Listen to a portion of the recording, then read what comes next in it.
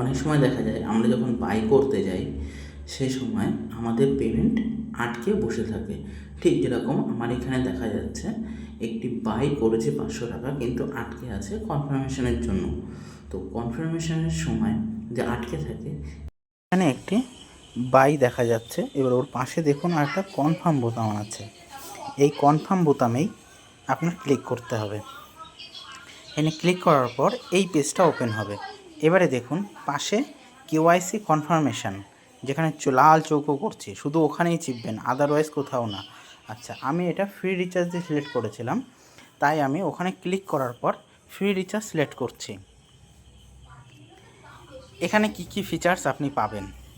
এক, আপনি যদি ইউটিআর নাম্বার ভুল করে থাকেন সেইটা আপনি চেঞ্জ করতে পারছেন। দ্বিতীয়, আপনার যে যদি কিনা আপনার ওটা ফোনপে দিয়ে হয়ে থাকে তাহলে আপনি ফোনপে দিয়ে সিলেক্ট করতে পারছেন। এরকম প্রত্যেকটা সিলেকশান এখানে থাকে। আচ্ছা, এখানে আমার ফ্রি রিচার্জের ফোন নাম্বারটা দিয়ে বসাচ্ছি, কারণ আমি ফ্রি রিচার্জে পেমেন্টটা করেছিলাম, কেওয়াইসি ডিস্টার্বের জন্য এটা আটকে রয়েছে। এইটার পরে অ্যাপেল হয়ে যায়। তো অ্যাপেলের আগে আমরা কি করতে পারি, যখন দেখলাম এখানে চেপার পরে চলে আসলো ইউটিআর নাম্বার, ফোন নাম্বার বসাবো, নেক্সট স্টেপের উপরে আমি ক্লিক দেব। ক্লিক দেওয়ার পর এখানে আমাকে বলবে যে ফ্রি রিচার্জের ওটিপিটা দিন। এবারে আমি পাশে দেখবো একটা সেন্ড বোতাম, ওটা সেন্ড করার পর আমার ওটিপি আসার জন্য ওয়েট করবে।